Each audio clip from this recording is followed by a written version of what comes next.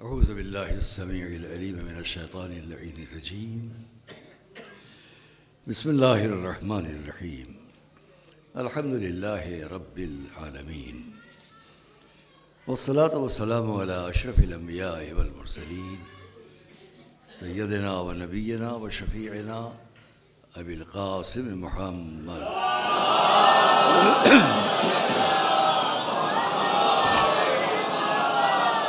وأهل بيته الطيبين الطاهرين المعصومين المظلومين الذين أذهب الله عنهم الرجس وطهرهم تطهيرا.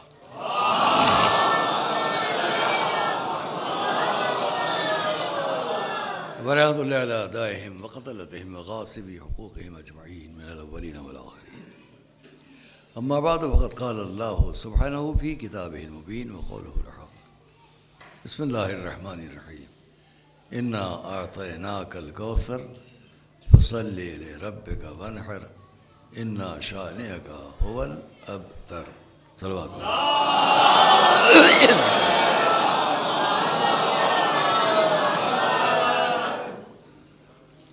سب سے پہلے تو ہم اپنے عزیز بھائی، محترم بھائی، جو ساری دنیا میں ماشاءاللہ اپنی خطابت اور اپنے اخلاق اور اپنے مزاج اور اپنی علمیت کے اعتبار سے بہت محبوب ہیں اور بہت میں ان کی عزت کرتا ہوں، بہت ان کی محبت رکھتا ہوں.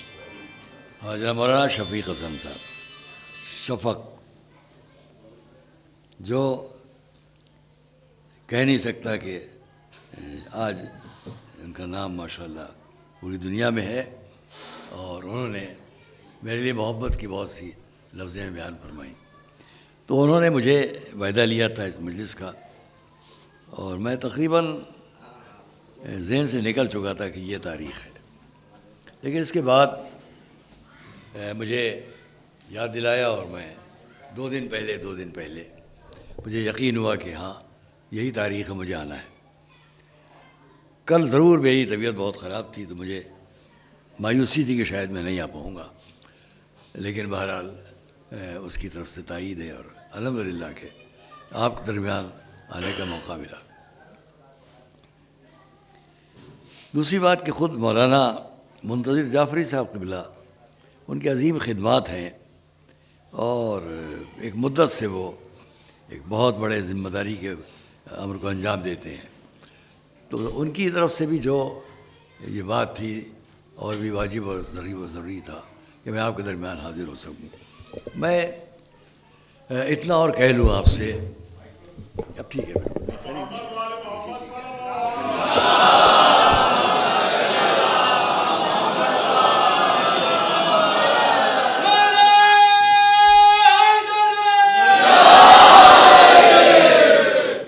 ہم بنارس میں آتے رہے ہیں، یہ سامنے تشریف فرما ہے، ایک سالانہ مجلس ان کے یہاں پڑھنے کے لیے آتے رہے ہیں، یوں بھی بنارس میں اور موقع پر. آج کی اس نشست اور اس بزم اور اس مجلس اور اس بات کے لیے ہم نے زندگی میں دوسری بار قرآن کریم کے سورے کو سرنامہ کلام قرار دیا ہے.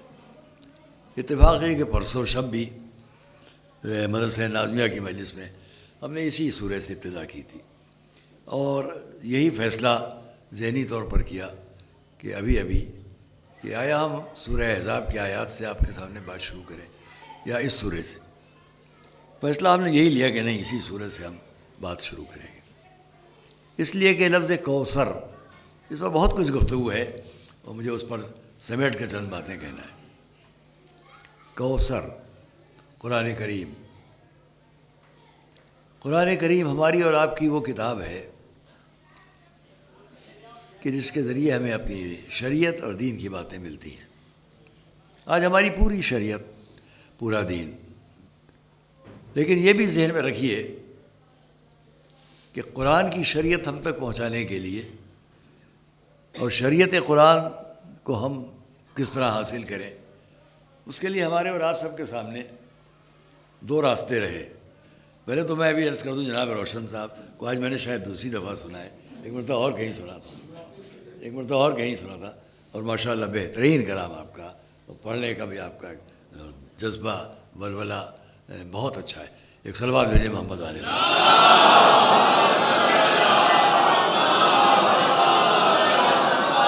آئیے کچھ تھوڑی دیر ہم آپ کے پاس اس تمیدی بات کو کہہ لیں. بہت لمبی گفتگو نہیں ہوگی کیونکہ مجھے واپس بھی جانا ہے. تو میں عرض کروں آپ سے کہ شریعت اور دین اور قرآنی شریعت جو ہم تک پہنچی ہے تو اس کے دو ہی راستے تھے. ایک حضور، قرآن حضور سے ہم تک، تو ایک حضور، اہل بیت اور اصحاب. حضور، اہل بیت اطہار علیہ السلام اور اصحاب. دوسرا راستہ ہے حضور اور اصحاب. ایک راستہ شریعت کا ہم تک آنے کا، اسلام اور شریعت اور یہ جو کچھ ہمارا دین ہے، یہ حضور ہیں، یہ اہل بیت اطہار ہے، یہ اصحاب ہیں اور ہم ہیں. ایک حضور ہیں اور اصحاب ہیں اور مسلمان ہیں.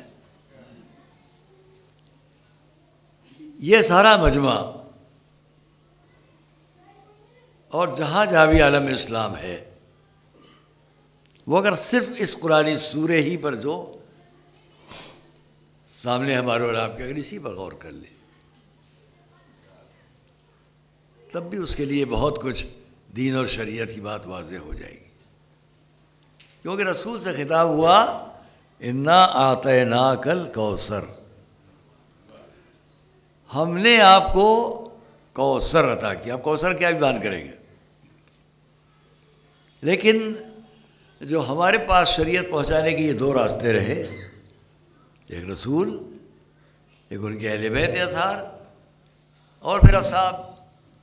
وہ اصحاب کہ جو اہل بیت اطہار سے منسلک رہے اور ان کے ذریعے قرآنی پیغام ہم تک پہنچایا.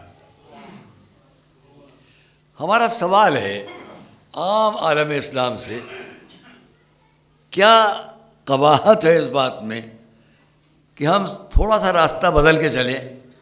یہ سیدھے اصحاب کے ذریعے رسول تک جانا یا اہل بیت اطہار کو بیچ میں لے کر جانا کیا اچھا لگتا ہے؟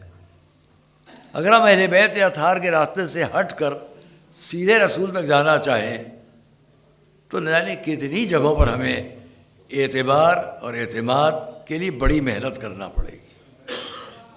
شریعت اور دین کو سمجھنے کے لیے جو اعتبار اور اعتماد چاہیے اسے حاصل کرنے کے لیے ہمیں بڑی محنت کرنا پڑے گی. لیکن اگر ہم نے اہل بیت اطہار سے تمسک اختیار کیا تو بغیر کسی محنت کے اسلام ملے گا. صلوات محمد علیہ.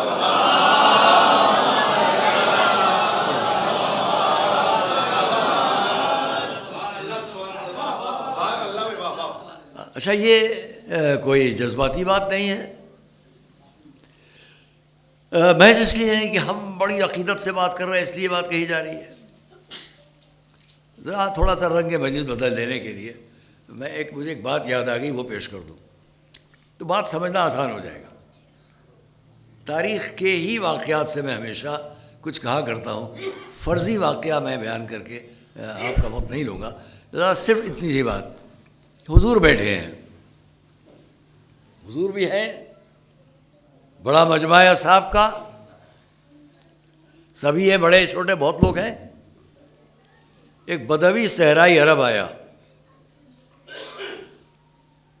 دیہاتی، دہقانی، جس کو ہم لوگ کم سمجھتے ہیں، حالانکہ ایسا نہیں ہے. ہندوستان میں دیہاتی اور دہقانی کو کم سمجھا جاتا ہے، لیکن عرب کی سرزمین پر جو بدوی عرب ہے اس کی اہمیت زیادہ ہے. کیوں؟ وہ چھوڑیے، وہ آیا اور یہاں داخل ہوا اور وہی دروازے کے قریب رک گیا، اور وہاں سے اس نے معاذ اللہ بلا تشبیہ، یہاں حضور ہیں، یہ بیچ میں مجمع ہے اور ادھر مولا علی بھی ہیں، اس نے وہاں سے داخل ہوتے ہوتے سلام کیا، شرعی سلام کیا. لیکن کس پر سلام کیا؟ نام لے کے خاص طور پر مولا علی پر سلام کیا. ہمارے آپ کے مولا امیر المومنین پر سلام کیا.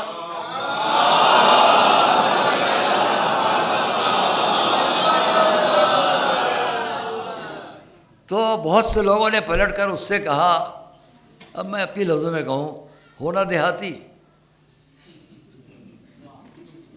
دکھایا تم نے اپنا دیہاتی پن. حضور بیٹھے تھے، تمہیں ان پر سلام کرنا تھا، تم نے پہلے مولا علی پر سلام کیا. اس نے جواب دیا، کیا تم کو نہیں معلوم ہے کہ رسول نے فرمایا کہ میں شہر علم والی دروازہ ہے؟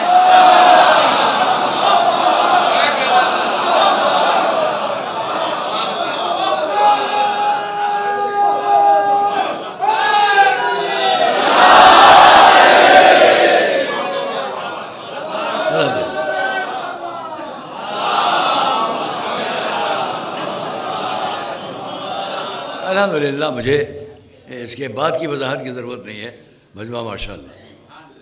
اور اس لیے ہم جب بھی اس بات کو سمجھنا چاہیں کہ دین اور شریعت کو ہم تک آنے کے لیے اور ہمیں شریعت تک پہنچنے کے لیے، ہمیں اسلام تک پہنچنے کے لیے، ہمیں قرآنی مفاہیم تک پہنچنے کے لیے کون سا راستہ اختیار کرنا چاہیے؟ بہت آسان ہے۔ پھر مجھے یہاں پر ایک بات یاد آتی ہے، وہ بھی میں بیان کر دوں، اس لیے کہ اس مجمع میں اکثر افراد حج پر جا چکے ہوں گے اور ہم بھی گئے ہیں۔ ابھی مولانا منصر جعفری صاحب قبلہ سے گفتگو ہو رہی تھی اور حج کے سلسلے میں ان سے کچھ گفتگو تھی، تو میں اس بات کو یہاں عرض کروں کہ جتنے لوگ یہاں سے بھی ماشاءاللہ گئے ہوں گے بے پناہ، شاید ہی کوئی ایسا ہو جب مولانا لے جانے والے، تو بہت آسانی رہی ہو۔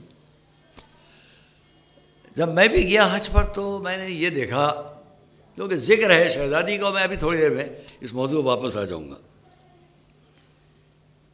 تو وہاں ہم نے ایک منظر یہ دیکھا کہ جب مدینہ منورہ گئے اور ہم روضے میں داخل ہوئے تو ہم اس طرف سے گئے جدھر باب جبریل ہے۔ یہ باب جبریل، یہ رواق سے اندر ہے، یہ سامنے ہے۔ اب بدل گیا ہو جو بھی ہے، میرے سامنے کی بات۔ وہاں ہم نے زری کے پاس، روضے میں جو زری ہے اس کے پاس ہم نے دروازے پر کچھ قفل پڑے ہوئے دیکھے، ایک کھڑکی نما دروازہ، تب جالی کے، اس جالی کے دروازے پر تالے پڑے ہوئے تھے، کئی تالے لگے تھے۔ تو میں نے ان سے پوچھا، جو وہاں کھڑا ہوا تھا حاجب نگہبان، یہ یہاں تالے کیوں پڑے ہیں، یہ دروازہ کیسا بنا ہوا ہے جالی کا؟ تو اس نے کہا، ھذا بیت فاطمہ رضی اللہ تعالی عنہ، یہ گویا اس بڑے حضور کی قبر مطہر، کیونکہ ان کے حجرے میں اس میں یہ راستہ اس نے بتایا کہ ھذا بیت فاطمہ رضی اللہ تعالی عنہ، یہ ان کی بیٹی کا گھر تھا، اس لیے اس نے یہ مجھے بتلایا۔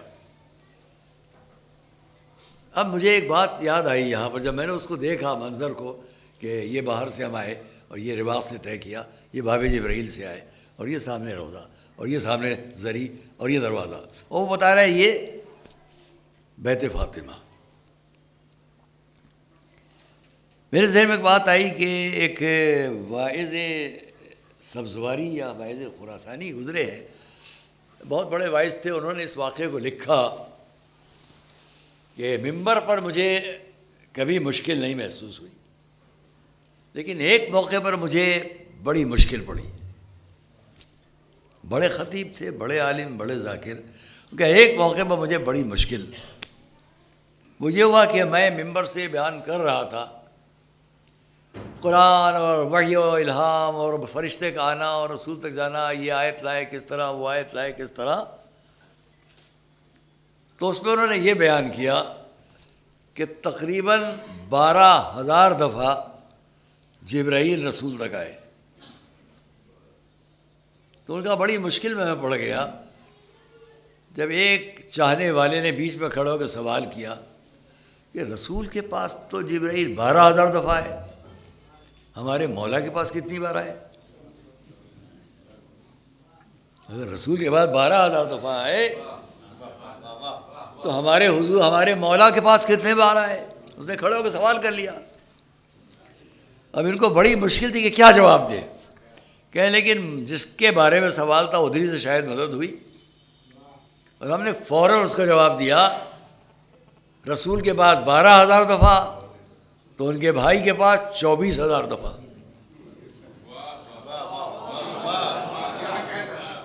کہا یہ کیسے ہے؟ کہا رسول نے فرمایا میں شہر علم، علی اس کا دروازہ، جبرائیل دروازے سے ایک دفعہ آئے، ایک دفعہ واپس گئے، تو 24,000 دفعہ علی کے پاس سے گزرے، رسول کے پاس ایک ہی دفعہ آئے۔ صلوات محمد علیہ محمد۔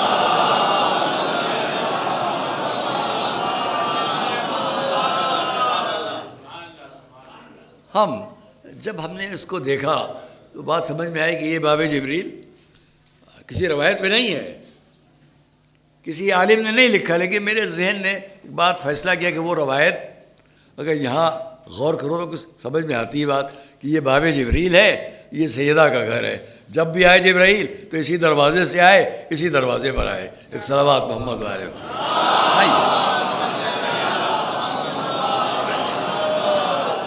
ہمارے پاس شریعت کے لانے کے لیے، پہنچانے کے لیے یہی دو راستے تھے، یا حضور اور ان کے بعد اہل بیت، اور پھر اصحاب چاہنے والے جو اہل بیت کے ہوں ان سے ہم تک، پھر بیچ میں علماء ہیں، سفراء ہیں، روات ہیں، محدثین ہیں، یہ سب بیان کرنے والے۔ معاف کیجیے گا سر۔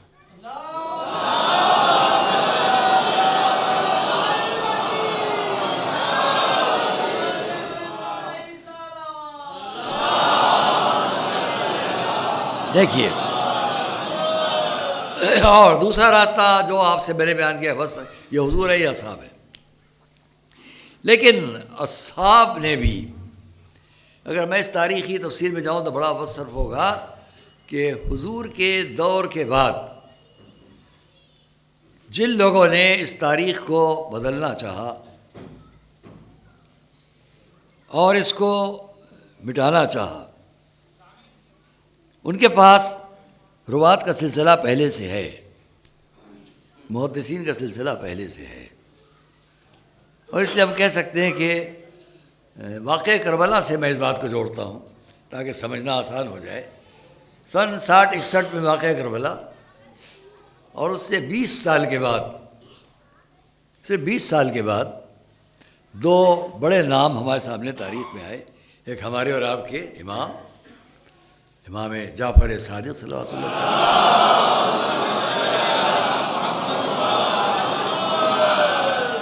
سن 80 ہجری میں، اور اسی سن میں ایک اور بڑا نام جس پر آج پوری دنیا میں فرقہ ہے۔ یہ میں کسی وجہ سے کہہ رہا ہوں کہ رسول کے اہل بیت کا راستہ چھوڑ کر چلنے والے کس کس راستے سے گزرے، تو غور کیجیے گا۔ ماشاءاللہ بافہم افراد ہیں، جو شریعت کا راستہ حضور و اہل بیت سے تھا اس کو چھوڑ کر چلنے والے پھر کس کس راستے سے گزرے یا گزرے گے، اس پر غور کیجیے۔ اور آیا وہ راستہ صحیح ہے، قابل تسلیم ہے، مانے جانے کے لائق ہے؟ ہماری آپ کی نفسیاتی بات کیا اسے قبول کریں گے؟ آگے بات ہوتی ہے، توجہ کیجیے گا۔ بات جو ذہن میں آ گئی وہ اسی کو پیش کروں آپ کے سامنے۔ حضور کی وفات کے 50 سال کے بعد کربلا ہے۔ نوجوان بچوں اور کرنا ہے، ایک تاریخی تجزیہ پیش کر رہا ہوں۔ حضور کی وفات کے 50 سال کے بعد کربلا ہے۔ ہجرت کے 60-61 میں کربلا کا واقعہ ہے، اور سن 80 ہجری وہ ہے۔ میں کربلا کو اس لیے بیچ میں رکھتا ہوں کہ شریعت کس کس راہ سے ہم تک آ رہی ہے اور کس راہ سے دوسرے آ رہے ہیں، اس پر غور کر رہا۔ سن 80 ہجری کربلا کے واقعے کے 20 سال کے بعد دو بڑی شخصیتیں، ایک کا نام میں نے لیا آپ سے جو ہمارے لیے سب کچھ، دوسرا نام جس پر عالم اسلام بہت احترام سے نام لیتا ہے، پوری دنیا میں ایک فرقہ ہے ان کے نام پر۔ میں ہر بات کو تجزیے کے اعتبار سے پیش کرتا ہوں، طعن و طنز کے لیے نہیں کہ آدمی سوچنا چھوڑ دے، ایسا نہیں ہے۔ غور و فکر کے لیے بات رکھتا ہوں تاکہ کسی جگہ پر بھی آپ چڑھ کر ہماری بات کو نظر انداز نہ کریں، کیونکہ میں اس کا عادی نہیں ہوں کہ چڑھاؤں اور بات کروں، نہیں، آپ کے سامنے بات رکھوں، آپ فیصلہ کرو، انصاف کرو، جسٹیفیکیشن ہے، بہت زیادہ وقت نہیں لیں گے. سن 80 ہجری کربلا سے 20 سال کے بعد ہمارے امام، اور دوسری طرف جن کو سارا عالم اسلام امام ابو حنیفہ کہتا ہے، حنفی فرقہ آج پوری دنیا میں ہے. 20 سال کے بعد کربلا کے واقعے کے صرف 34 سال کے بعد، یہ 32 سال 20 سال 32 سال سے 34 سال کے بعد امام مالک، دوسرا بڑا نام، عالم اسلام کا ایک بہت بڑا فرقہ پوری دنیا میں مالکی موجود. واقعہ کربلا سے صرف 90 سال کے بعد امام شافعی، تیسرا فرقہ. تاریخی تجزیہ تھوڑا سا پیش کرو. امام شافعی کربلا کے واقعے سے 90 سال کے بعد، 92-90 سال، اور کربلا کے واقعے سے 104 سال کے بعد امام احمد ابن محمد ابن احمد ابن حنبل، حنبلی، شافعی، مالکی، حنفی، چاروں کی بات ہو گئی. اب آئیے کربلا کے واقعے کے 104 سال کے بعد تو امام حنبل، یہ سارے چاروں ائمہ جو عالم اسلام کے لیے ہیں ان کے نام تمام ہوئے. اب 132 سال کے بعد امام بخاری، 62 سال کا سن امام بخاری کا تھا. ریکارڈ ہو رہا ہے، میں ایک بات کہہ رہا ہوں، تجزیہ کرے دنیا میری اس بات کا. کیا ہوا ہے؟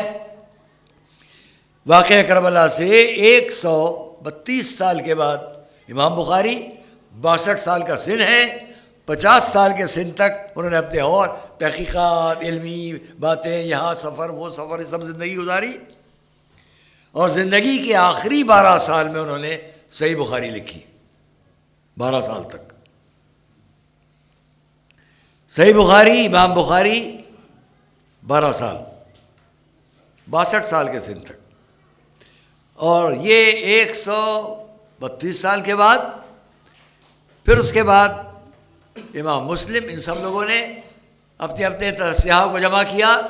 لیکن 200 ہجری ختم ہونے سے 3-4 سال پہلے تک یہ ساری تاریخ ہو گئی.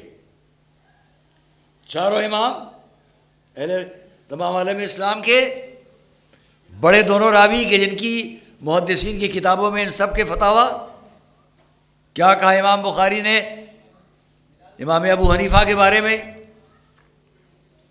کیا کہا امام بخاری نے امام شافعی کے بارے میں، ان کا فتویٰ، ان کا مسئلہ، ان کا مسلک، سب ان کتابوں میں جمع. عزیزان گرامی، اب میں پوچھنا چاہتا ہوں، ایک بہت سامنے کا سوال ہے. ان کتابوں کا حوالہ میں نے اس لیے دیا، اور ان بڑے 4 ناموں کا حوالہ میں نے اس لیے دیا کہ ابھی آپ کو ایک نتیجہ فکر تک لاؤں گا اور عرض کروں گا. لیکن اس سے پہلے میں ایک بات پوچھتا ہوں، یہ راستہ ہے رسول، اہل بیت، اصحاب، ہم اور آپ، اور یہ راستہ ہے رسول، اصحاب، عالم اسلام. ابھی آپ چونک جائیں گے. کالم بنائیے ادھر حضور قرآن، حضور اہل بیت، اصحاب، ہم اور آپ. دوسرا کالم قرآن، حضور، اصحاب، ہم اور آپ. صرف ایک سوال میرا ہے، یہ بتاؤ ایک نام کس طرف ہے؟ ایک نام کس طرف ہے؟ نام بتاؤں؟ یہ بتا دو یزید کا نام کس طرف ہے؟ بات پہنچی ہو تو ایک صلوات پہلے پڑھے ہو.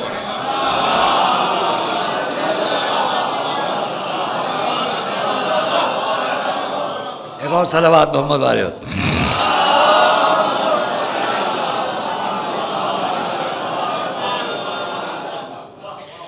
میں انصاف کے لیے جسٹیفیکیشن کے لیے بات کہنے جا رہا ہوں. یزید کا نام کس طرف ہے؟ جدھر اہل بیت ہیں انہیں کو تو قتل کیا گیا. جدھر اہل بیت نہیں ہیں ادھر ہی یہ قاتل نام ملیں گے.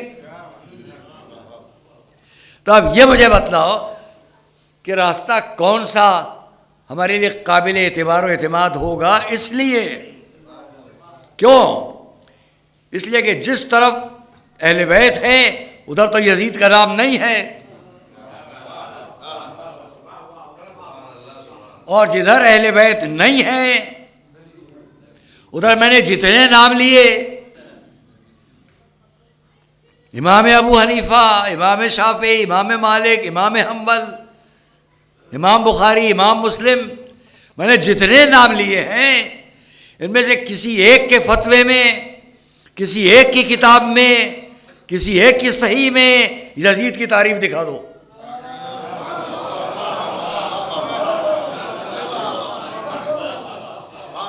اب اگر آج کوئی یزید کی حمایت کرے تو نہ وہ حنفی ہے، نہ مالکی ہے، نہ شافعی ہے، نہ حنبلی ہے.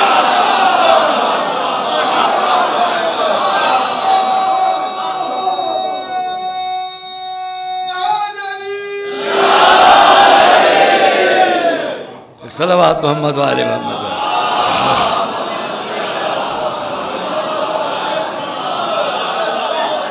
نہ مالکی ہے، نہ حنفی ہے، نہ شافعی ہے. جعفری کا تو سوال ہی نہیں ہے. جب ان میں سے کوئی بھی نہیں ہے تب آج اگر کوئی یزید کی بات کرے تو سمجھ لینا نہ وہ حنفی، نہ مالکی، نہ شافعی، نہ حنبلی، ہاں یزیدی تو ہو سکتا ہے. اور کوئی نام نہیں. ایک صلوات اور محمد والے. بہت بہت شکریہ آپ کا.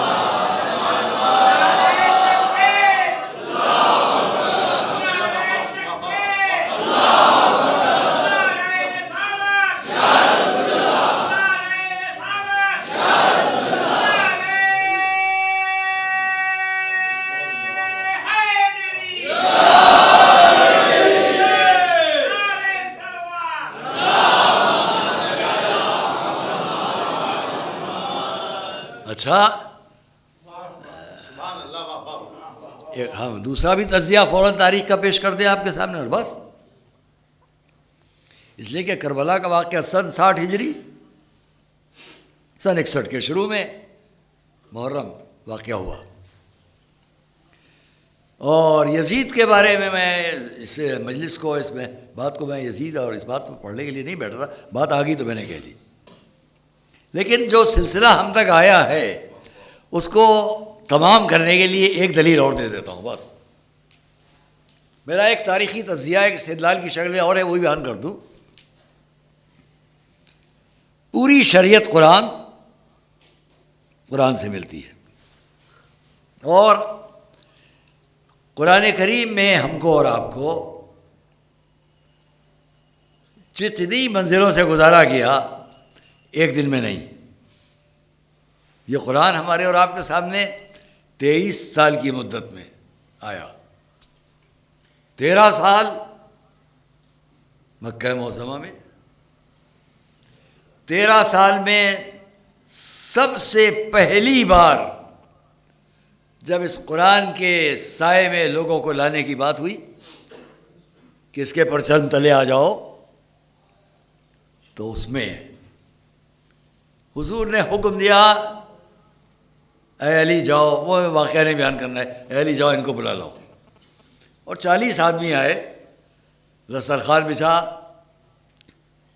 اور سب کچھ ہوا اس پورے ذوالعشیرہ کے واقعے کو چھوڑتے ہوئے. ہاں ایک بات یہاں پر یاد آ گئی، وہ بھی کہہ دوں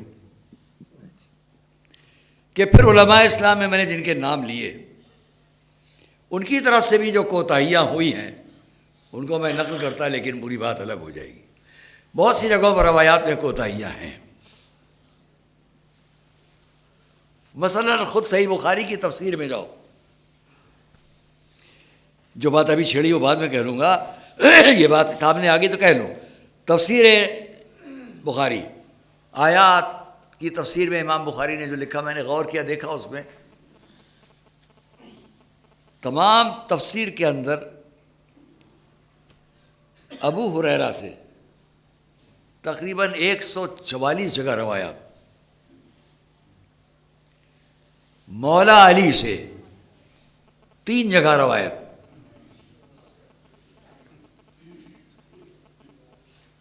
اور ان 3 جگہوں میں بھی 2 روایات وہ ہیں جو کسی کے کردار کی پاکیزگی کے لیے ہے، تفصیل میں نہیں جاؤں گا،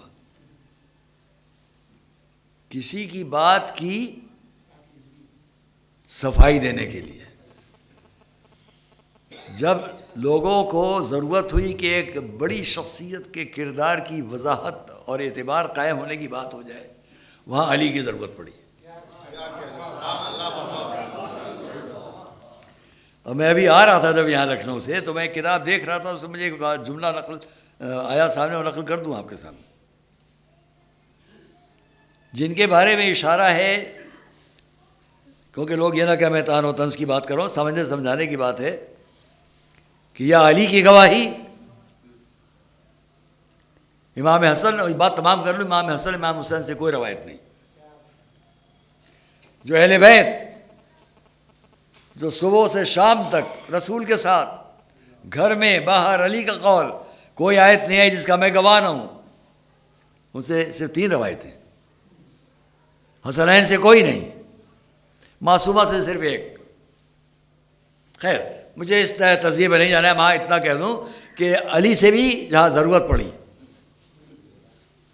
تو اس لیے کہ ان سے بہتر کوئی گواہ نہیں ملتا،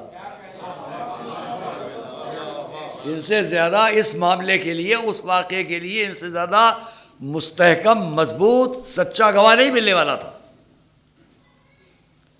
اور دوسری گواہی کس کی ہے؟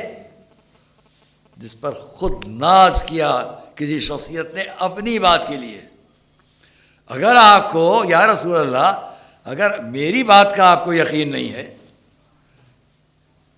تو آپ یہ تو جانتے ہیں کہ آپ کی بیٹی ایسی صدیقہ ہیں کہ جن سے کبھی کسب کا امکان ہی نہیں ہے، ان سے گواہی لے لیجئے، معلوم ہے کسی کردار کی گواہی میں یا علی آئے یا سیدہ آئے۔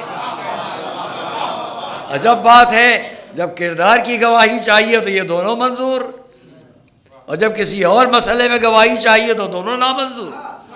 صلوات محمد، کیا مجھے نہیں کہنا۔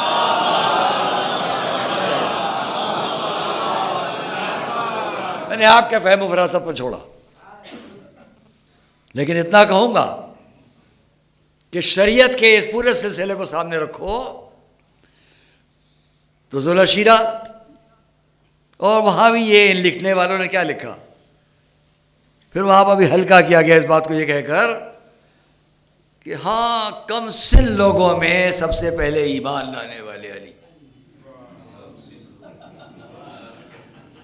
کم سے کم اسی طرح بات کو ہلکا کر دیں، کم سن لوگوں میں سب سے پہلے وہاں پر ایمان لانے والے علی۔ لیکن یہ تو بتلاؤ کہ رسول نے علی سے کہا کیا؟ یہی تو اعلان تھا، جو آج میرا ساتھ دے گا وہ میرا بھائی، میرا وصی، میرا جانشین، یہی تو تھا۔ تو بھائی تو سبھی جانتے کہ ہیں، رسول کیا ضرورت تھی فرمانے کی میرا بھائی؟ یہ اخوت کون سی ہے؟ یہ میرا قول نہیں ہے، ایک بڑے ایرانی عالم کا، ان کا نام میرے سامنے نہیں ہے، انہوں نے اس کو لکھا، وہ بڑا اچھا لکھا، ایک صلوات بھیجے محمد والے۔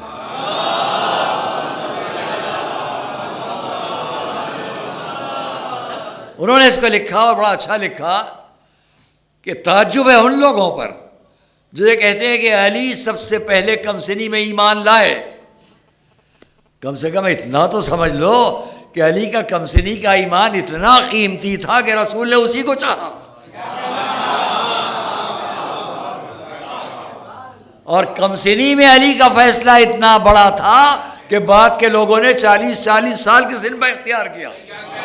اب تو صلوات بھیجے محمد والے محمد والے۔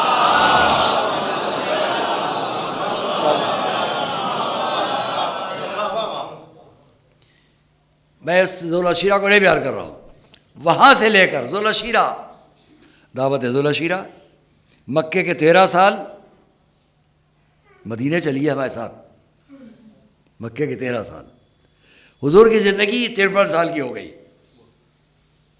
اب 63 سال کی زندگی میں 10 سال مکہ چھوڑا، مدینے آئے، مدینے کا میں ایک ایک سن آپ کو گنواؤں۔ ہجرت ہو گئی سن 2 ہجری، جنگ بدر، سن 3 ہجری جنگ احد، 4 ہجری جنگ موتا، چھوٹے چھوٹے غزوے اور کوئی بڑی بات نہیں، سن 5 ہجری جنگ خندق، 6 ہجری صلح حدیبیہ، 7 ہجری جنگ خیبر، 8 ہجری کچھ اور چھوٹے معاملات، یہ وفد آیا اور وہ وفد آیا، 9 ہجری اعلان حج آخر کا، 8 ہجری میں فتح مکہ، 9 ہجری اعلان کہ اگلے سال حج پر جائیں گے، 10 ہجری حج۔ اس تجزیے کو بھولنا نہیں جو کہنے جا رہا ہوں۔ شریعت ہم تک ہے، یہ رسول، یہ اہل بیت، یہ ہم اصحاب اور ہم، یہ رسول بغیر اصحاب، بغیر اہل بیت، صرف اصحاب بس۔ آئیے اس پر غور کریں کہ جو رسول اور اہل بیت سے ہٹ کر شریعت ہم تک آ رہی ہے، اس تجزیے پر غور کرنا۔ سن 2 ہجری بدر، 3 احد، 4 جنگ موتا وغیرہ، 5 جنگ احزاب خندق، 6 حدیبیہ، 7 خیبر۔ جنگ خیبر 7 ہجری یاد رکھنا، اس لیے کہ جب حضرت جعفر نے ہجرت فرمائی ہے مکے سے تو ہجرت کے 7 سال پہلے، اور اب جب آئے ہیں تو 7 سال اور۔ رسول کو چھوڑ کر حضرت جعفر حبشہ گئے، 14 سال کے بعد آئے، 7 سال پہلے کے، جن میں حضرت ابو طالب کی بھی وفات کو نہیں دیکھا۔ 80 آدمیوں کے ساتھ حضرت جعفر چلے گئے ہجرت پر، حضور کے حکم پر، 14 سال کے بعد آئے، عین جنگ خیبر میں آئے۔ اور اسی لیے میں ایک جملہ کہا کرتا ہوں کہ رسول نے فرمایا بے ایہما سر، میں کس پر زیادہ خوشی محسوس کروں، میں کس پر زیادہ خوشی محسوس کروں، بے قدوم جعفر ام بفتح خیبر، میں کس پر زیادہ خوشی محسوس کروں۔ تاریخ نے لکھا کہ رسول 12 قدم آگے بڑھ کر حضرت جعفر کا استقبال کیا، گلے سے لگایا، بھائی اس لیے مدتوں کے بعد ملے، آنکھوں میں آنسو۔ لیکن آپ کا جملہ ہے میں کس پر زیادہ خوشی محسوس کروں، جعفر کے آنے پر کہ خیبر کی فتح پر؟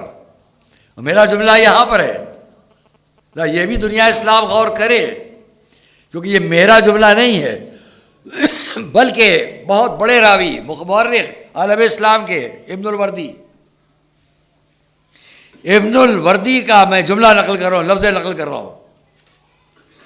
شاہ حبش نجاشی نے اسلم علی ید جعفر ابن ابی طالب، اسلم علی ید جعفر ابن ابی طالب لکھ رہے بڑے عالم اسلام کے مورخ۔ شہنشاہ حبش نجاشی نے حضرت جعفر کے ہاتھ پر اسلام قبول کیا اور ان کے ذریعے پورا حبش اسلام قبول کیا۔ میں جملہ عرض کروں گا، سارا عالم اسلام غور کرے کہ سن 7 ہجری میں 2 بھائی ایک ہی جگہ پر ہیں، ایک یہودیت کو فتح کر کے پلٹ رہا ہے، ایک عیسویت کو فتح کر کے پلٹ رہا ہے۔ صلوات محمد وعلى محمد۔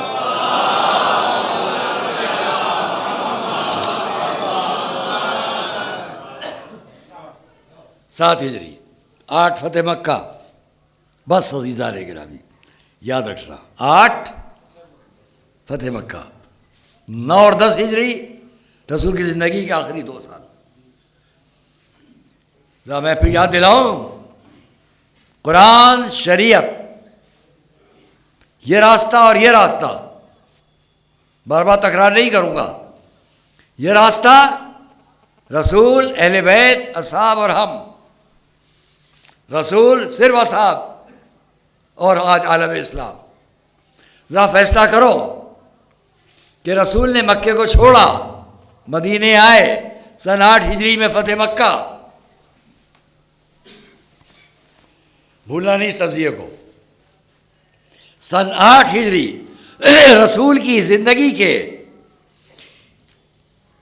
اعلان اسلام کے بعد کے 21 سال گزرے.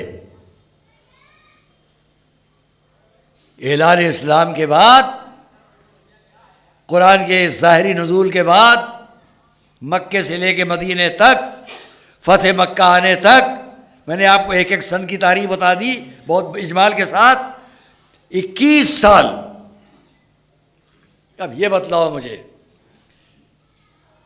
فتح مکہ کے بعد کچھ لوگ اسلام لائے، ذہن میں ہے؟ فتح مکہ ہوئی اور کچھ لوگوں نے اسلام قبول کیا. سارا عالم اسلام جانتا ہے. ابو سفیان اور اس کے پورے خاندان نے فتح مکہ پر اسلام قبول کیا، ہے نا بات ہے؟ آپ انصاف کرو. حضور کے ساتھ ساتھ جو 21 سال ساتھ رہے اور بعد کے بھی 2 سال ساتھ رہے، وہ زیادہ اہم ہیں یا جو صرف 2 سال ساتھ رہے وہ زیادہ اہم ہے؟ اگر یہ 21 سال والا راستہ اختیار کرو گے تو رسول ہیں، اہل بیت ہیں اور اصحاب اور ہم.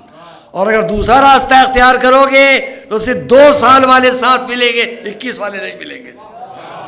اب بتلاؤ کہ قابل اعتبار شریعت کدھر سے حاصل کرے؟ صلوات محمد والے.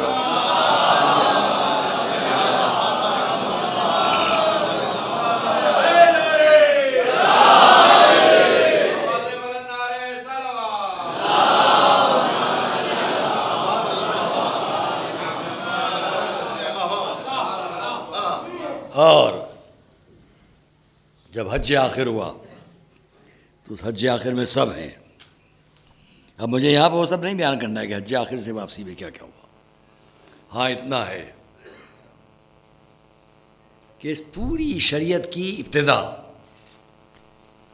مکے میں اس وقت ہے جب رسول کے پاس یہ پیغام آیا، انا اعطیناک الکوثر. اب مجھے بہت وقت نہیں لینا ہے آپ کا، چند لفظ بات کو تمام کروں. انا اعطیناک الکوثر فصلی لربک وانحر انا شانئک هو الابتر. عزیزان گرامی، پہلے میں لفظ کوثر پر بات کر لوں، پھر لفظ ابتر پر بات کروں اور بات کو تمام کروں. کیونکہ ایک طرف یہ شریعت کے آنے کا سلسلہ جہاں سے اب شروع ہے، وہاں یہ سورہ کیا کہہ رہا ہے. بہت علماء نے لکھا لفظ کوثر سے مراد،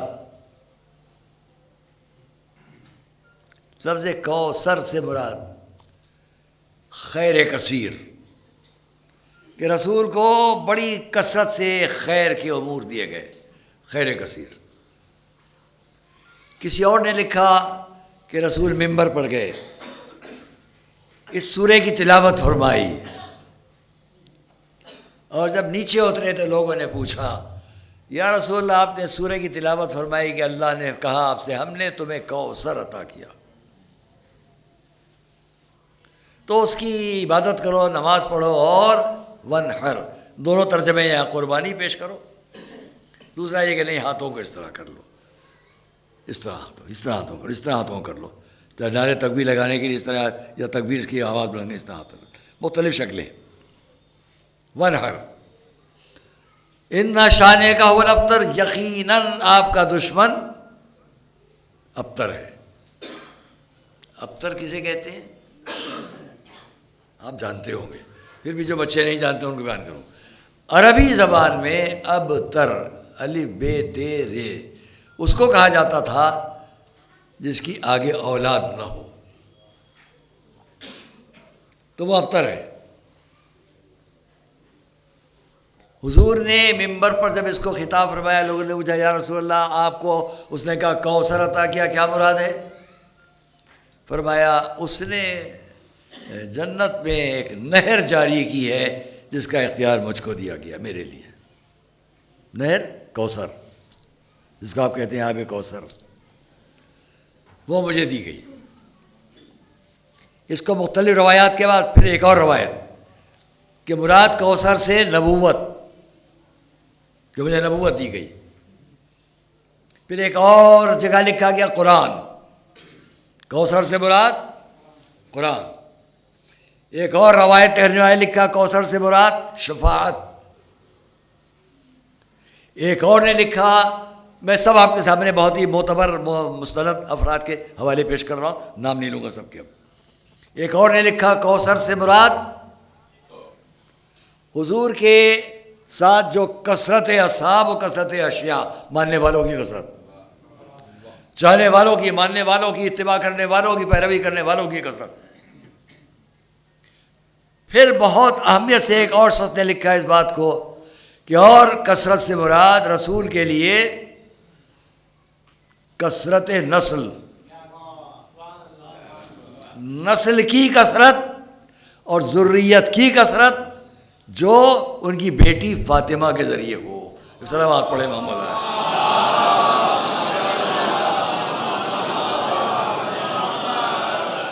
ایک خاص جملے کی زحمت دے رہا ہوں، بس اس بات تمام کروں گا، جس پر ہمارے آپ کے امام خود حضرت امام جعفر صادق صلی اللہ علیہ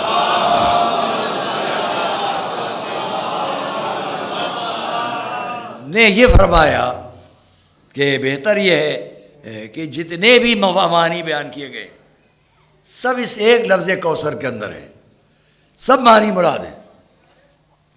خیر کثیر، کوثر بھی خیر کثیر ہے، نہر بھی خیر کثیر ہے، نبوت بھی خیر کثیر ہے، قرآن بھی خیر کثیر ہے، جتنے لوگ دنیا میں آپ کی اطاعت کرنے والے وہ سب بھی خیر کثیر۔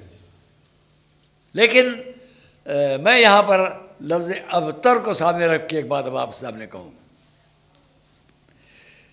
تاریخ میں، روایت میں یہ فقرہ اس طریقے سے نقل کیا گیا کہ حضور مسجد سے، مکے میں خانہ کعبہ میں مسجد حرام سے باہر آ رہے ہیں، باہر آ رہے ہیں، بہت توجہ کرنا، بس بات تمام ہے۔ اور عاص ابن وائل، میں اس بات کو اس لیے عرض کری جا رہا ہوں کہ جو میں آپ سے کہنے جا رہا ہوں یہ اب تک کسی نے نہ لکھا ہے، نہ بیان کیا ہے، نہ نقل کیا ہے، میری اپنی فکر ہے جو پیش کرنے جا رہا ہوں اس مجمع کے سامنے، ایک تحفہ ہے، ایک نذرانہ ہے آپ کے سامنے۔ حضور مسجد سے باہر آ رہے ہیں، یہ منظر خود علامہ طبرسی نے لکھا۔ حضور مسجد سے باہر آ رہے ہیں، ادھر سے عاص ابن وائل داخل ہو رہا ہے، اندر صنادید عرب بیٹھے ہوئے ہیں۔ فقرہ یہی، عربی عبارت پہ صنادید، حالانکہ میں یہ نہیں جانتا کہ لفظ صنادید فارسی ہے کہ عربی ہے، کیونکہ ہم نے فارسی میں اس کو پڑھا ہے، کیا بس نقش و نگارے در و دیوار شکستہ، آثار پدید است صنادید عجم را۔ تو وہ میں صنادید وہاں فارسی میں استعمال ہے، لیکن یہاں خود صاحب مجموع البیان نے بھی لفظ صنادید اس روایت میں لکھا کہ مسجد کے اندر توجہ کرنا، مسجد کے اندر صنادید بیٹھے ہیں، صنادید عرب، مشرکین کے صنادید، بڑے بڑے سرداران، اور ہمارے حضور انہی کے درمیان سے ہو کر باہر آ رہے ہیں۔ ادھر سے عاص ابن وائل داخل ہو رہا ہے، یہ میرا مجمع بھولے گا نہیں، آپ کے سامنے تاریخ کی ایک بات۔ عاص ابن وائل داخل ہو رہا ہے، دروازے کے پاس رہا، مسجد سے باہر قریب سے گزرا، رکا، کچھ بات کی حضور سے، کچھ باتیں کی، اندر گیا۔ جو وہاں سرداران قریش بیٹھے ہوئے تھے، مکے کے بڑے بڑے لوگ، انہوں نے پوچھا تم وہاں کس سے بات کر رہے تھے؟ میں آج اس منظر کو تمام عرب کے اور تمام اپنے عالم اسلام کی جو شریعت کو دیکھتے ہیں اور جانتے ہیں، اس پر عمل کرتے ہیں، ان کے سامنے رکھ کے ایک سوال کروں گا، بات بہت واضح ہو جائے گی، جس کے لیے مجلس ہے، جس کے لیے ہم یہاں بیٹھے ہوئے ہیں۔ پوچھا ان لوگوں نے تم نے دروازے پر کس سے بات کی؟ اس کا جواب کیا تھا؟ ہوول ابتر، معاذ اللہ، بڑی توہین کے ساتھ اس نے مذاق اڑانے کے انداز میں کہا وہ ابتر، معاذ اللہ۔ رسول کے لیے لفظ ابتر استعمال کر کے اس نے کہا اس مجمع سے تم کس سے بات کر رہے تھے؟ کہا ابتر سے، کیونکہ ان کے فرزند عبداللہ جو حضرت خدیجہ سے جن کی ولادت ہوئی وہ وفات کر چکے ہیں، ان کا انتقال ہو چکا ہے۔ جب وفات ہو چکی ہے آپ کے فرزند کی تو اب آگے کوئی اولاد نہیں ہے، تو عرب نے آپ کو ابتر کہنا شروع کیا۔ اس نے بھی انسلٹنگ توہین کے انداز میں کہا کس سے بات کر رہے تھے؟ کہا ابتر سے۔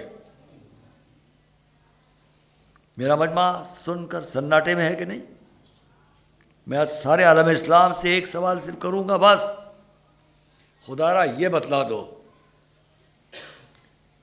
کہ اگر رسول کے سامنے ان کی بیٹی نہ ہوتی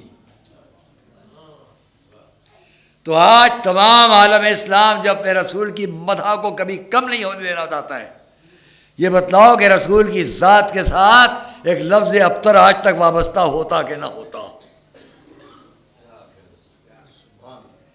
اگر سیدہ نہ ہوتی تو رسول کی ذات کے ساتھ لفظ ابتر وابستہ رہ جاتا۔ یوں کہو کہ سیدہ وہ ہیں جنہوں نے اپنے بابا کے نام کے ساتھ اس لفظ کو لگنے نہیں دیا، اور آج ان کی نسل سے رسول کا نام ہر طرف روشن ہے۔ صلوات محمد علیہ۔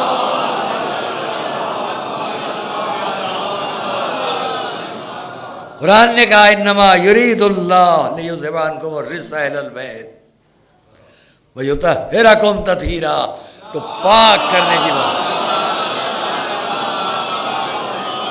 پاک ہیں اور پاک کریں، یہ شہزادی کا مرتبہ اپنے بابا کے لیے کہ اگر اولاد ہے آج ساری دنیا میں، اور جب میں تمام کرنے کے لیے بات کو کہتا ہوں کہ اس کو بھی توجہ کرنا، رسول نے فرمایا ہر نبی کی ذریت اس کے صلب سے ہے،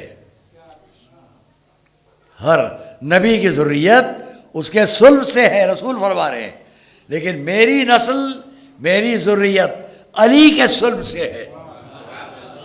ایک صلوات پڑھے محمد والے۔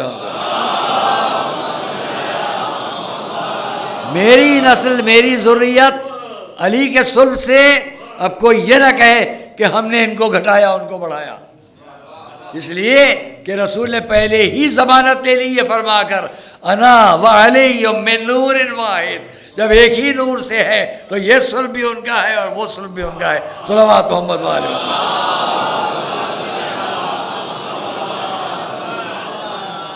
اور اس لیے عزیزان گرامی، حضور نے اپنی بیٹی کے لیے ایک فقرہ اور فرمایا ام ابیہا، جو کبھی کسی نبی یا کسی نے نہیں، اور بس تمام کرنے کے لیے، اور اسی لیے حضور نے فرمایا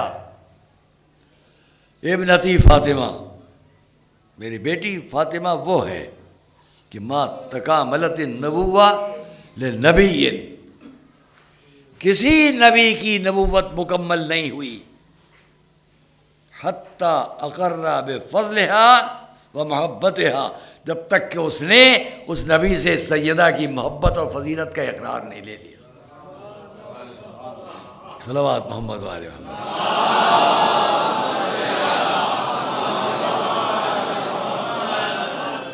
آج خالی اس جگہ نہیں، پوری دنیا میں ہماری اور آپ کی شہزادی کا ذکر خیر ہے، ہر جگہ، اور کم سے کم تمام عالم اسلام میں وہ بھی جو محبان اہل بیت اطہار ہیں وہ جانتے ہیں کہ کیا احترام ہے۔ خود صحیح بخاری جہاں یہ چیپٹر شروع ہوتا ہے فی مناقب قرابت رسول اللہ، تو وہیں آگے تمام ہوتی ہے بات ومنقبت بنت النبی فاطمہ علیہ السلام۔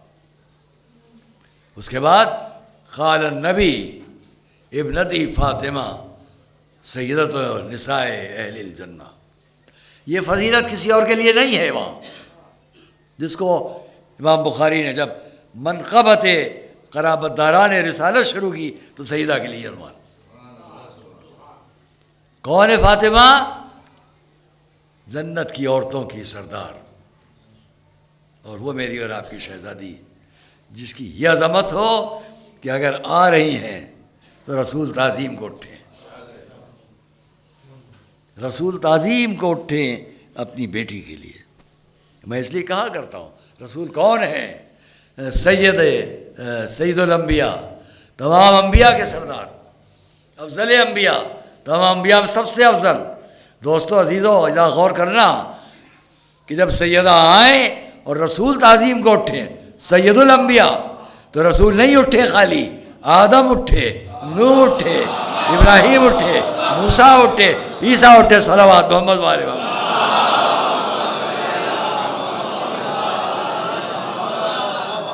اور میں اس منزل پر ایک شعر لکھنؤ کے جناب کامل لکھنوئی صاحب کا پڑھا کرتا ہوں، مولانا آصف تحسین صاحب اللہ علیہ مقامہ کے بھائی حضرت کامل لکھنوئی کا ایک شعر وہ یہاں پر میں پڑھ دیتا ہوں، سنا دوں آپ کو بھی، کہ گرانی پلے عصمت میں ایسی تھی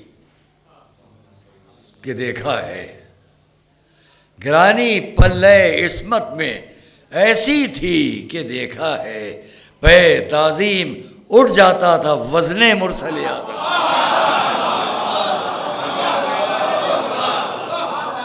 صلوات محمد والے محمد۔ پہ تعظیم اٹھ جاتا تھا وزن مرسل اعظم۔ عزیزان گرامی، یہ شبیں ساری دنیا میں اس وقت، ابھی آپ بھی یہاں، کل بھی آپ نے اس غم کو منایا اور آگے بھی، کہ جس کی یہ عظمت ہو، ہم استدلالی انداز میں ان باتوں کو اب نہیں پیش کریں گے، اور نہ ہم روایتی انداز میں، نہ تاریخ کے حوالوں کے ساتھ، بس اتنا کافی ہے۔ یہ ایک بات طے ہے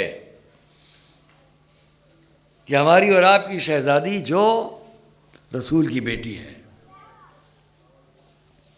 اور یہ تو روایت میں نے ہر جگہ دیکھی کہ رسول نے فرمایا میری بیٹی کو من اغضبہا فقد اغضبنی، جس نے فاطمہ کا ترجمہ بھی یہ کیا گیا، جس نے فاطمہ کو غصہ دلایا غضب کی جگہ، اس نے مجھے غصہ دلایا۔ تو کم سے کم یہ تو طے ہے کہ سارا عالم اسلام یہ مانتا ہے کہ سیدہ کو غیظ و غضب میں نہیں آنا چاہیے تھا، اور یہ نہیں کہ غصے میں آئی، نہیں، جس نے غصہ دلایا، جس نے غیظ و غضب دلایا، اتنا بہت کافی ہے کہ شہزادی کی ایک کیفیت مزاجی وہ رہے کہ کہیں سے آپ کو غصہ نہ آئے، غیظ و غضب نہ ہو۔ میں اشارتاً کہہ سکتا ہوں کہ اگر کسی کو دیکھنا ہے تو شہزادی کے اس خطبے کو دیکھ لے کہ جہاں آپ نے استدلال میں اس آیت کو بھی پیش کیا ہے، وہ ورثہ سلیمان و داؤدا، اور سلیمان داؤد کے وارث ہوئے، جہاں استدلال میں آپ نے حضرت زکریا کے بھی یحییٰ کے واقعات کو پیش کیا، اور مختلف جگہوں پر۔ کیا یہ غصہ دلانے والی بات نہیں تھی؟ جب شہزادی یہ جملہ فرمائیں، تم لوگ قرآن سے زیادہ واقف ہو یا میں اور میرے شوہر علی، اور بس عزیزان گرامی، جس کی یہ منزلت ہو کہ رسول تعظیم کو اٹھے، جس کی یہ منزلت ہو کہ رسول 1,24,000 انبیاء کی نبوت ہے، اور پوری شریعت اسلامیہ پورے قرآن کے دنیا تک پہنچانے والے، جب وہ یہ کہہ دیں کہ یہ میرے لیے بمنزلہ ماں کے، تو جتنے اوصاف و جتنے فضائل و جتنے مرتبے رسول کے لیے، اگر آپ فرمائیں ام ابی ہے، یہ اپنے بابا کے لیے بھی مثل ماں کے، تو کیا عظمت رسالت، اور اس کے مقابلے میں اس کے ساتھ ساتھ کیا عظمت معصومہ۔ اب دوستو عزیزو، وہی شہزادی، میرے اور آپ کی وہی شہزادی، بہت چھوٹی سی زندگی، 18 سال کا زندگی، کوئی طولانی عمر بھی نہیں، اتنی کم سے نہیں، صرف 18 سال۔ 18 سال میں آپ نے کتنے مصائب دیکھے، مکے سے ہجرت، مکے میں شیب ابو طالب، شیب ابی طالب میں زندگی، مکے سے ہجرت، ابھی آئیں، ابھی بس تھوڑا سا وقفہ تھا کہ ایک مرتبہ جنگ بدر، کس کس کی شہادت، جنگ احد، حضرت حمزہ، یہ سارے مصائب دیکھ رہے ہیں، کبھی بابا کے لیے، کبھی یہ سارے مصائب سجدہ دیکھ رہی ہیں، اور پھر وہ وقت بھی آ جاتا ہے کہ معصومہ کی آغوش میں رسول کا سر۔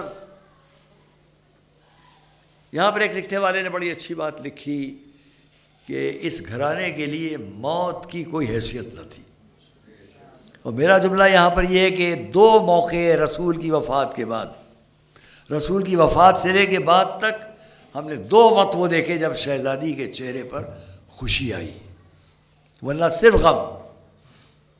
ایک وہ جب آپ کی آغوش میں آپ کے بابا کا سر ہے اور رسول دنیا سے اٹھنے والے ہیں، اس وقت معصومہ کی جو کیفیت ہے کہ میرے بابا کا یہ وقت آخر ہے، اور اتنے میں رسول نے کچھ فرمایا جس کے لیے بہت سے روایات ہیں کس نے کیا لکھا، مگر اتنی بات کہ سیدہ کے چہرے پر خوشی ظاہر ہوئی۔ جب بہت بعد میں رسول کی وفات کے بعد پوچھا گیا تو آپ نے بتلایا کہ رسول نے فرمایا تھا کہ میرے بعد سب سے پہلے جو مجھ سے ملے گا وہ تم۔ رسول کی زبان سے اپنی موت کی خبر سن کر شہزادی کے چہرے پر مسرت کے آثار، موت کی خبر سنی اور چہرے پر خوشی، ایک دوسرے جب خود دنیا سے اٹھنے والی ہیں، میرے اور آپ کے مولا کو بلایا، یا ابو الحسن میں نہیں چاہتی کہ اس طرح سے میرے بعد یہ ہو، شب کی تاریکی میں میرا جنازہ اٹھایا جائے، اور ملائکہ نے جس طرح مجھے بتایا اس طرح میرے لیے صندوق بنایا جائے جس میں مجھے لے جایا جائے، یہ تابوت ہوگا جس میں مجھے لے جایا جائے۔ ایک روایت یہ، دوسری روایت اسماء بنت امیس کو بلایا، ان سے پوچھا، اس نے کہا میں نے حبشہ میں دیکھا ہے اس طریقے سے انتظام ہوتا ہے، وہاں حبشہ کے لوگ اس طریقے سے انتظام کرتے ہیں میت کا کہ جس میں جسد نمایاں نہیں ہے، اور اس نے اس کی شکل بنا کے دکھائی، تو تاریخ نے لکھا اس وقت پھر شہزادی مسکرائی۔ 2 موقعوں پر میری اور آپ کی معصومہ شہزادی کے چہرے پر خوشی، ایک جب اپنی موت کی خبر سنی، اور ایک جب اپنی موت کے بعد کے لیے اپنی میت کے بارے میں بات سنی۔ اب آپ خیال تو کرو کہ جس نے 18 سال کے سن میں کوئی خوشی نہ دیکھی بلکہ غم دیکھے تو کیسے غم دیکھے، ایک ایسا فقرہ جو آج تک تاریخ میں ہے کہ صبت علیہ مصائب، مجھ پر وہ مصیبتیں پڑیں کہ جو دنوں پر پڑتی تو راتوں کی طرح سیاہ ہو جاتے۔ کیوں؟ جس نے سارے مناظر دیکھے تھے، رسول کا احترام، وہ اسی دروازے پر لوگوں کو آ کر بے احترامی کرتے ہوئے دیکھ رہی ہے۔